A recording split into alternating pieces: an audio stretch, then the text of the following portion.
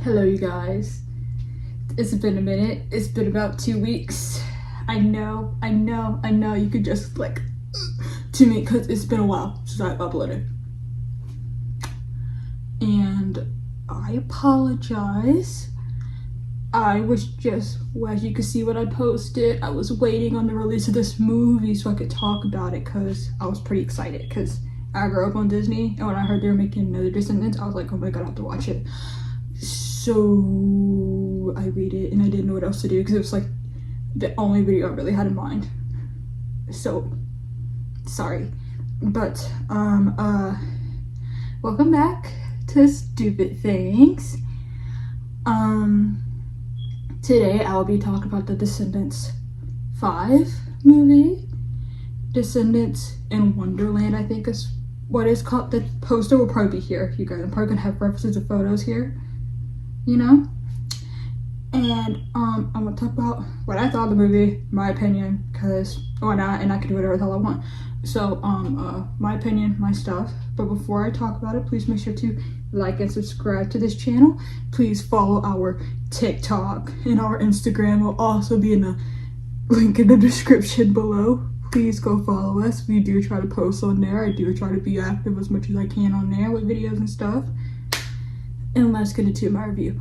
Okay, first thing I want to talk about with the Descendants movie is my overall ratings. First thing I want to talk about. My overall rating for the whole movie, I would personally give it a nice 6 out of 10. Personally, I didn't think it was bad. It sounds bad when I say it wasn't too good, but it was good, you know what I mean? It wasn't like, oh my god, wow. Like when I saw Spider-Man to the Spider-Verse, I was like, oh my god, wow. But this movie was kind of like, hey, yeah, you know, it's a musical, it's fun. So I give it a nice, decent 6 out of 10 for that. Okay. Now to go on to the music. I feel like the songs, some of them, I understood, but some of them to me, I just feel like you could have gone without. Or, I'm trying to think of a word. I don't know, I guess some of the songs were for me, but then again, this is a movie more portrayed for kids, and I'm 19. Damn! So watching this from somebody who's 19, who's a little more mature, I guess to me, some of the songs I feel like are a little silly, but to other people, like, if I was like 13 or like 8, I'd probably be like, oh my god, it's like the best thing in the world. So thinking of that, they're probably great. But for me, I would probably say, for me, I would probably say my favorite song out of the whole entire movie is probably Mad and Perfect Princess. And then, have you heard about them? My least favorite song would probably be like, Go Live It, You Live It, something Live It. It's very cheesy to me, but like I said, I understand it because I'm 19, I get it, the movie. You know what I mean? Yeah, but in that instance, I would say, for me, that's what I would say about the music. I will say my favorite character out of the whole entire film was probably Hazel. Captain Hook's daughter. She was amazing. I feel like she was great. She was funny, all around good character. I feel like the dynamic between the time travel, that's what confused me. Because when I think of the time travel, because I know a lot of people on discourse online, on TikTok at least, the discourse was like, oh my god, what about the like Mal, Evie, Carlos, Ben, Jay, all the originals, like what happened to them when they time travel? Because I was thinking about that too. I'm like, if they time travel and they change the timeline, does that mean that all of them were now like erased? Like they were like erased because you created, because coming from somebody who watched Doctor Who, I also watched Doctor Who, big sci-fi fan, okay, love Doctor Who. Coming from somebody who watched Doctor Who, I feel like when you change a timeline, something else gets erased. So when Red and Chloe went back in time and did what they did and changed the timeline to save their moms, Red got a sister Chloe's mom became more uptight, I think. I don't really remember. Did it erase them completely? Because that's what I'm kind of thinking. I'm kind of thinking like, oh, you know, la la la la, you're walking through and you change the timeline and they have a sister and the original cast is kind of out. I did think that I do think that it's cool to do a time travel type of thing. I do think that that's cool because I do have a lot of questions about it. That's one thing, I do have a lot of questions about the time travel because I'm like, how much did they alter? Because you know, they altered Max's life, as we saw when he turned evil in the movie. If you watched it, when he turned evil, he saw his original, what he would have been and what he has now. He changed it. So how many lives did they change? Because I know they're supposed to have a 6, so I'm curious how they're gonna work that in, but we'll have to see. Yeah, no, but I just remember seeing that, or at least not saying it, but you know, thinking that like, how much did they actually change in the timeline? Another thing I would like to mention about the movie is not just the timeline changes, but it also changed who was not allowed in. Because I know a lot of people online, again, a discourse about if you ever watched the movie Kanto, Louise, you know, she's like, I'm the strong one, she can live and move mountains and stuff. Her son now goes to Oregon. So I'm like, when they changed the timeline, did that change too? That now those people exist in there too. So like, if anybody from the Kanto have kids, their kids will go to Oregon. Maybe that also changed when they did it, I must say.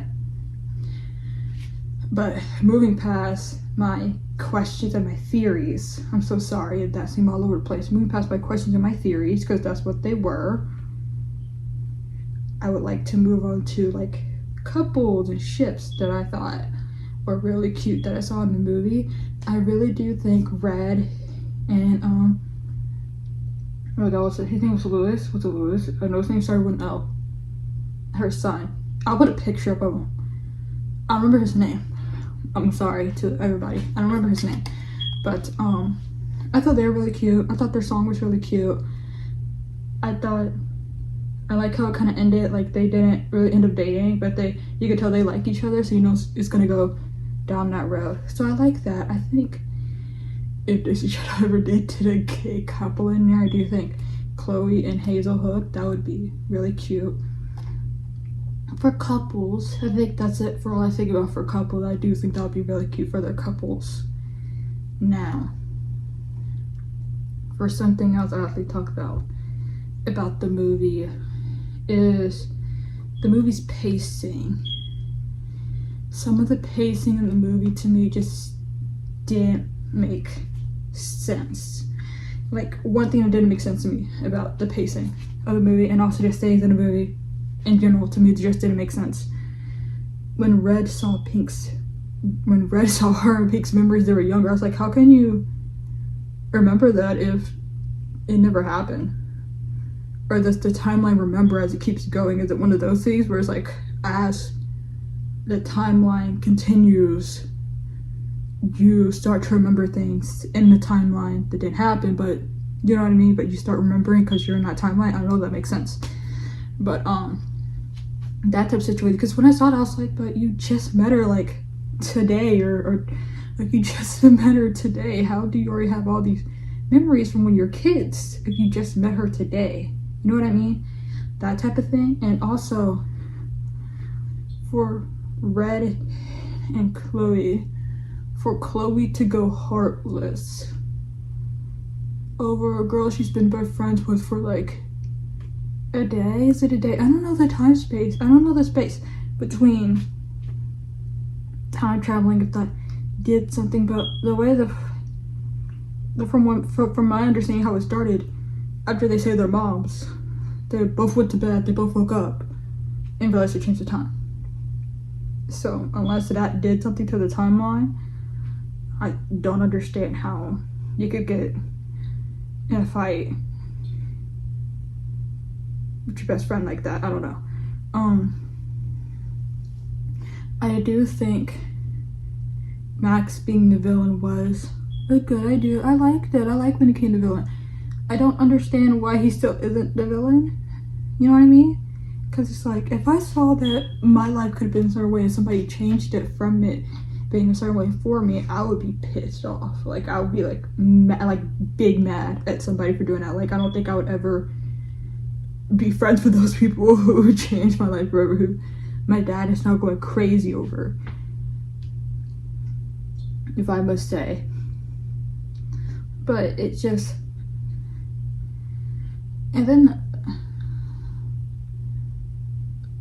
it's a pink and red, the memory thing. That's the thing that really got me, that I haven't seen really anybody talk about, some memories. Like, how do you remember all those things if you just met the girl today? Like, that's my one thing. That's like my really, really one thing about it. But my light just died. Okay, 1 second. So the lighting looks off. I'll try to balance it out as best I can, because a girl's light just died. Oh, that's fun, you know. But that type of stuff. What was I even talking about? Their memories, y'all. That's really gonna trip me out. I'm so sorry to talk about it so much, but how do you remember a girl who is your sister that you just met? It's like you just met this girl. How in the world do you guys have all these memories together and you just met each other? Makes no sense to me. Makes no sense to me at all about how you know how you do. I really do think Pink just went to bond with her sister, which I think is really cute. I do like the sister dynamic. I do like it. I love it. I think it is really cute.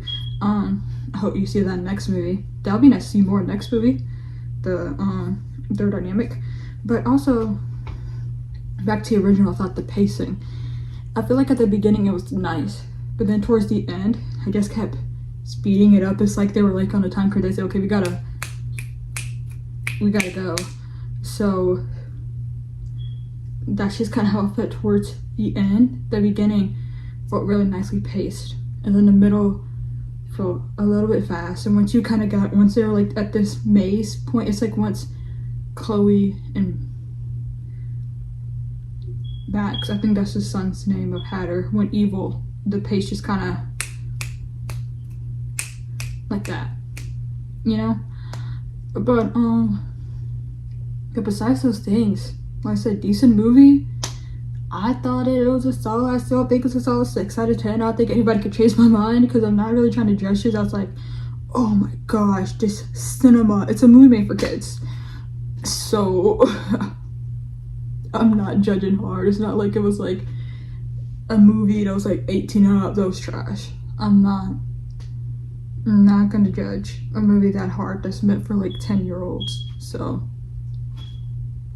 sorry guys, you want me to be a little harsh, but I'm not gonna be that harsh a movie that's made for 10-year-olds. But that is all I have for today. I hope you guys will like and subscribe to our channel, and we'll come back next Sunday for our next video. Bye guys.